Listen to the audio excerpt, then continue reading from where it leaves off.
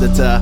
از اوایل رابطه ما گفتم که تا ابد چشمات مال من یادته من که خوب یادمه گفتم برای من تو هستی جز و خانواده من چی شد که بد شدی ته قصه وقتی امانت بود قلب من بدسته گفتم خول میدم بعد تو دیگه سیگرت نکشم حالا جفتمان داریم بدیم بوی سیگرت دوستات برم گفتن قرص میخوری کی با افسردگی شب صبح میکنی میگن بغض میکنی در قفل میکنی کی با دنیا و آدماش پشت میکنی من باورم نشد گفتم گو میخورید اینا حقیقت نداره و شو میکنید گفتن حقیقت داره ای داستان تلخ که حال بدت کارمای مست و من نمیدانم چی آمده دست سرت ولی قسم میخورم من بسرت که بعد تو را هیچ موقع نخواستم و هنو نفسم بنده با نفست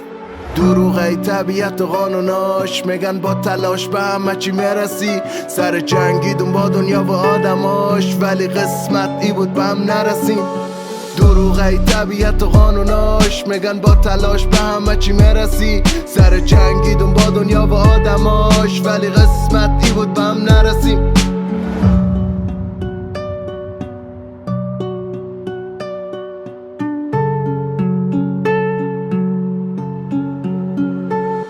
میگن بعضی دردارا باید قبولش کرد و من اعتقاد دارم اول نبودش بد این روزگار کرده دلش خیلی بد بود که سنگ دل شد و کرد همه چیش فرق شروع کرد پایان قصه ما نه با او دوتا چشما که مثل ماه نگاه کرد به من گفت خیلی خوبی همون نیمه گم شده ی قصه تویی ولی آدمی میخوام من تکیه کنم که اگر روزی کرد به من خیانت در بهترین ماشینا گریه کنم طلب من از این دنیا زیاده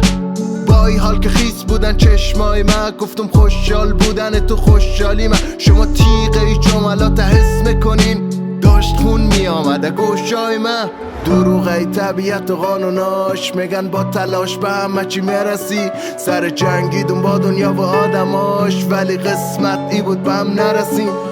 دروغ ای طبیعت و قانوناش میگن با تلاش به همه چی میرسی سر جنگیدم با دنیا و آدماش ولی قسمت ای بود